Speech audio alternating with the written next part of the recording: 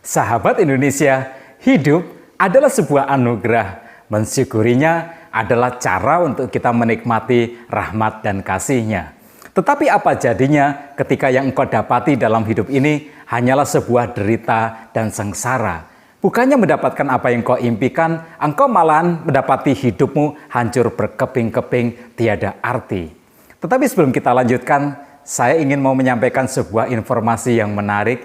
Ini ada sebuah buku yang berjudul The Bible Who's Who, sebuah ensiklopedi yang berisi lebih dari 3.000 nama pribadi dalam Alkitab. Sangat lengkap, sangat bermanfaat, memperkaya wawasan dan juga pengetahuan. Satu set terdiri dari 3 jilid, sebuah mahakarya dari Daniel Simamura. Jika sahabat ingin memilikinya, dengan diskon khusus tentunya, silakan membaca keterangan di deskripsi video ini. Seperti semua orang, tentulah Yusuf terlahir dengan impian yang indah di dalam angan-angan. Kisahnya dalam Kejadian pasal 37 sebenarnya diawali dengan narasi yang sedikit haru. Ayahnya sangat mengasihinya, sebab Yusuf tak lagi dapat merasakan kasih sayang seorang ibu. Tentu ini wajar, tetapi ternyata tidak dalam keluarga Yusuf. Perlakuan istimewa ayahnya membuat tak satu pun saudara-saudaranya menyukainya.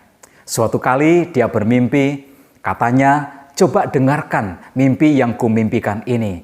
Tampak kita sedang di ladang mengikat berkas-berkas gandum, lalu bangkitlah berkasku dan tegak berdiri. Kemudian datanglah berkas-berkas kamu sekalian mengelilingi dan sujud menyembah kepada berkasku itu." Itulah Yusuf, yang memang selalu apa adanya. Mimpi yang sebaiknya disimpan untuk dirinya sendiri diceritakan yang membuat kakak-kakaknya menjadi semakin membencinya. Tetapi memang ia masih muda belia, pengalaman belumlah banyak ia dapatkan. Jadi ketika ia bermimpi lagi, ia bercerita, "Tampak matahari, bulan, dan 11 bintang sujud menyembah kepadaku."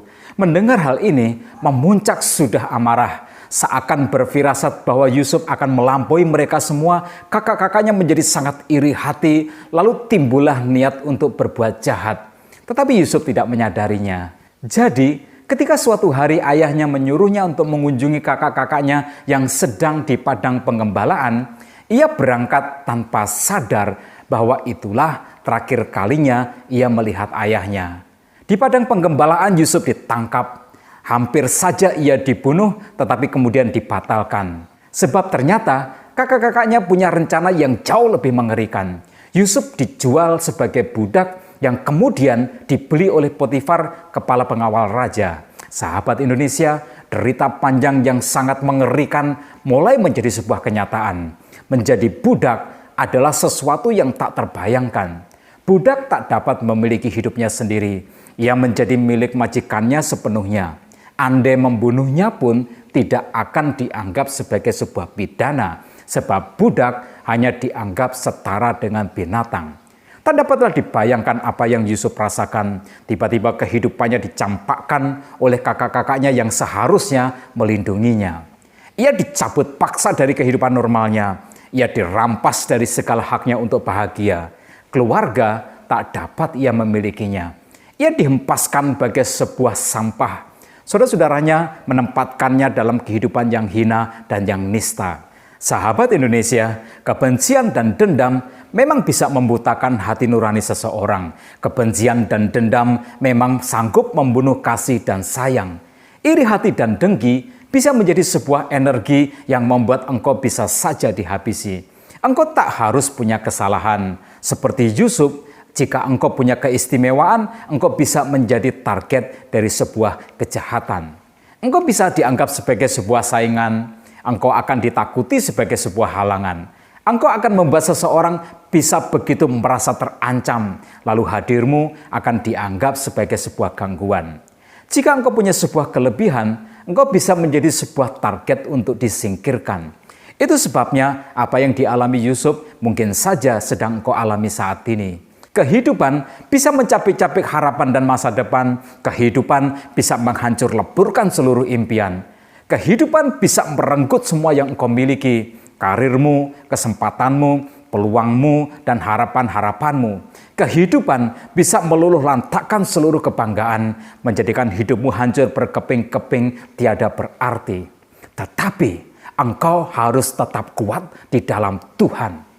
Yusuf tetap kuat, sekalipun kehidupan menghancurkan segala yang ia punya. Dalam Kejadian pasal 39 ayat yang kedua diceritakan, tetapi Tuhan menyertai Yusuf, sehingga ia menjadi seorang yang selalu berhasil dalam pekerjaannya. Sahabat Indonesia, ketika hidup tak lagi ada pilihan, engkau harus tetap menjalaninya dengan sepenuh kekuatan. Jangan menjadi lemah. Engkau tentu saja bisa menjadi kecewa, tetapi engkau harus tetap kuat dan kembali berjuang. Di tangan Yusuf, semua pekerjaan menjadi beres dan memuaskan. Maka diangkatlah ia menjadi pengurus rumah tangga, kehidupannya sekarang menjadi sedikit lumayan. Tetapi ternyata musibah masih tetap datang. Istri Potifar, nyonya majikannya, berusaha merayunya. Tetapi Yusuf tetap tegar. Maka ditepisnya ajakan untuk berbuat zina. Ia tak mau hidupnya dikotori oleh dosa dan oleh pengkhianatan. Tapi ternyata ini menjadi bencana yang kedua. Nyonya majikannya sangatlah terhina. Maka difitnahlah Yusuf, katanya ia hendak memperkosanya. Lalu dijebloskannya Yusuf ke dalam penjara.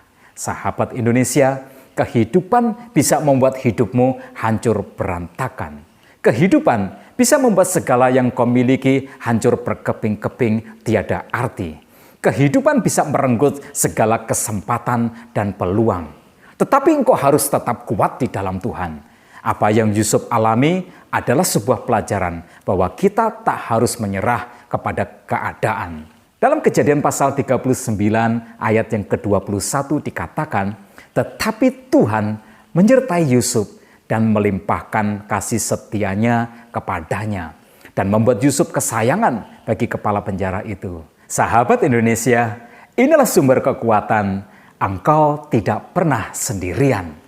Tuhan pastilah memberikan penyertaan. Di dalam setiap kesulitan, Tuhan pastilah akan memberikan kemudahan. Di dalam penderitaan, Tuhan pastilah juga memberikan pertolongan. Karena itu, tetaplah bertahan. Akan ada masa engkau dipulihkan. Kehidupan takkan selamanya menempatkanmu dalam kenistaan. Singkat cerita, akhirnya Yusuf dihadapkan kepada raja. Ia sanggup mengartikan mimpi yang tak seorang pun dapat menafsirkan. Lalu diangkatlah Yusuf sebagai Perdana Menteri.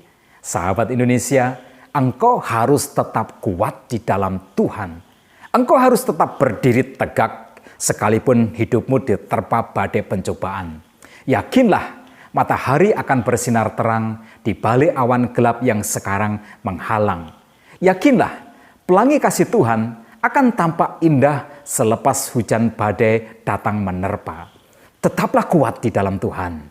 Hancur berkeping-kepingnya hidupmu adalah awal untuk engkau akan dimuliakan oleh Tuhanmu. Sahabatmu ini mendoakanmu dalam perjuangan.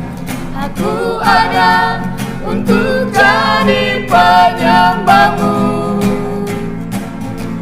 bersekutu menjadi muridmu, melayani Tuhan dan menjadi saksi, bawa jiwa bagi Tuhan, bawa jiwa bagi Tuhan, bawa jiwa Bagi Tuhan